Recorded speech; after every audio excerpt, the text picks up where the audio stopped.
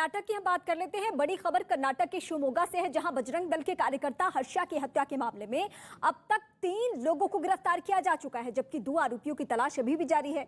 इस मामले में एनआईए की जांच की मांग जोर पकड़ने लगी है। बीजेपी और वीएचपी के नेताओं ने इस मामले की जांच एनआईए से कराने की मांग की है। केंद्रीय मंत्री शोभा करांद्लाजे ने भी कर्नाटक के मुख्यमंत्री को इस बारे में खत लिखा है, जिसमें उन्होंने इस मामले की जांच एनआईए को सौंपने की मांग की है। बीजेपी और वीएचपी की दलील है कि हर्षा की हत्या एक सोची समझी साजिश का हिस्सा है, जिसकी प्लानिंग लंबे समय से चल रही थी। बीजेपी ने यहां तक दावा किया है कि अगर मामले को गंभीरता से नहीं लिया गया तो माहौल और भी बिगड़ सकता है। 2 दिन से स्थिति बहुत खराब है वहां पे, और अभी भी माहौल ऐसा ही तनावपूर्ण बना हुआ है। हर जगह में एक्शन रिएक्शन होने का संभव है। इसके लिए government seriously it will take this issue. जरूरत है तो एनआईए को केस हैंड ओवर करना। बजरंग दल के कार्यकर्ता हर्षा की हत्या के बाद से ही शिवमोगा में तनाव बना हुआ है। 2 दिन पहले शिवमोगा में 26 साल के बजरंग दल के कार्यकर्ता हर्षा की हत्या कर दी गई थी। बताया गया है कि हमलावर एक गाड़ी में सवार होकर आए थे और उन्होंने चाकू से बजरंग दल के कार्यकर्ता के ऊपर हमला बोला। हमले में बुरी तरह से घायल हर्षा को अस्पताल में भर्ती किया गया, लेकिन उसकी जान नहीं बचाई जा सकी। इसके बाद शिवमोगा में हालात और भी बिगड़ चुके हैं और शहर में कई जगहों पर तोड़फोड़ और आगजनी की घटनाएं भी सामने आई थी। 2 तस्वीरें आपके टीवी स्क्रीन पर। पहली तस्वीर बजरंग दल का वो कार्यकर्ता जिसकी जान जा चुकी है, हर्षा उसका नाम है।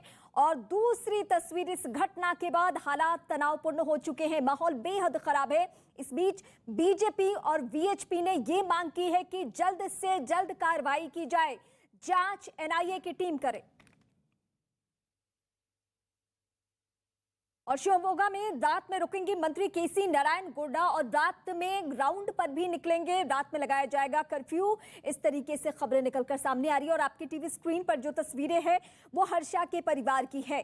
ये हर्षा के परिवार की तस्वीरें, उसकी माँ, उसकी बहनों की तस्वीरें हम दिखा रहे हैं, जहां पे वो साफ साफ एक ही मांग उठा रही हैं कि उसका कसूर क्या था, आखिर उसे मौत के घाट क्यों उतारा गया।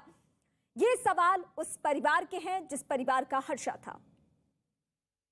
जानकारी ये है गलत हुआ है। जानकारी तो पूरा तो नहीं, पहले से अगर होता तो इतना बड़ा आसान नहीं होता। सडनली ये लोग ने किया हुआ है, प्लानिंग छोटा लेवल में किया, बड़ा लेवल में अगर करता था तो हम लोग को पता चल जाता। किसका सपोर्ट है ये पता चलेगा। 3 लोग अरेस्ट हुए हैं और 2 लोग हैं।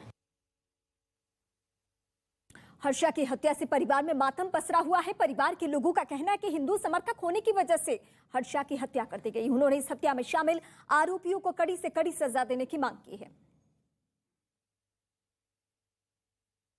संगठन में बहुत एक्टिव था, तो उसके मन में हिंदू हिंदू हिंदू छोड़ के दूसरा क्या भी नहीं था। वो बात करें तो ओनली हिंदू समाज, उस काम पर बहुत इंटरेस्ट था उसे।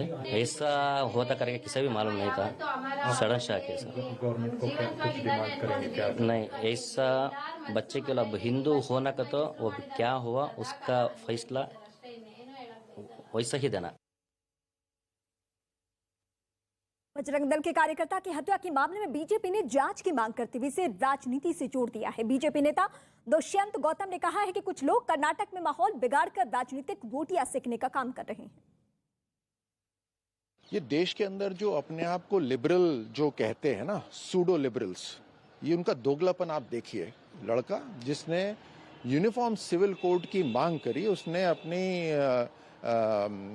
फ्रीडम ऑफ एक्सप्रेशन उसने जाहिर करा और उसके लिए उसके ऊपर फतवा जारी हुआ और उसको मार दिया गया। ऐसी घिनौनी हरकत देश में ये सूडो लिबरल्स को मंजूर है। ये इस देश को बिल्कुल स्वीकार नहीं है और इसके ऊपर सख्त से सख्त कार्रवाई होनी चाहिए। इन्वेस्टिगेटिंग एजेंसी से इसमें इन्वेस्टिगेशन होना चाहिए और जो इसमें गुनहगार है उनको सख्त से सख्त सजा मिलनी चाहिए। जो कर्नाटक में हुआ है, जो आतंकियों के द्वारा वातावरण निर्मित किया गया, ये उसी का परिणाम है। और मुझे लगता है कि ऐसा कुछ लोग चाहते हैं कि वहाँ पे संघर्ष बने और संघर्ष के अंदर अपनी रोटियां सेकी जाएं। वहाँ लॉ एंड ऑर्डर है जो काम कर रहा है, मैं उसको धन्यवाद करता हूँ और बड़े अच्छे तरीके से उसको वो टैकल भी कर रहे हैं। और जो जल्दी गिरफ्तारियाँ हुई हैं और जल्दी से जल्दी और भी गिरफ्तारी होकर उसको न्याय मिलना चाहिए। अपनी जगह है, पुलिस जांच भी करेगी, अरेस्ट भी करेगी, परंतु उस सोच की भी जांच होनी चाहिए। मुकर्रम खान कांग्रेस के नेता हैं कर्नाटका के, उन्होंने क्या कहा था कि जो हिजाब की बात करेगा हम उसके टुकड़े कर देंगे। एक सपा की बड़ी नेता है यूपी में, उन्होंने कहा था कि हम हाथ काट देंगे। तो पुलिस को इन लोगों के खिलाफ भी कार्रवाई करनी पड़ेगी कि जो सोच इस सब प्रक्रिया को शह देती है, जो इस प्रकार के लोगों को आगे बढ़ाती है, उनकी भी चिंता पुलिस को करनी चाहिए।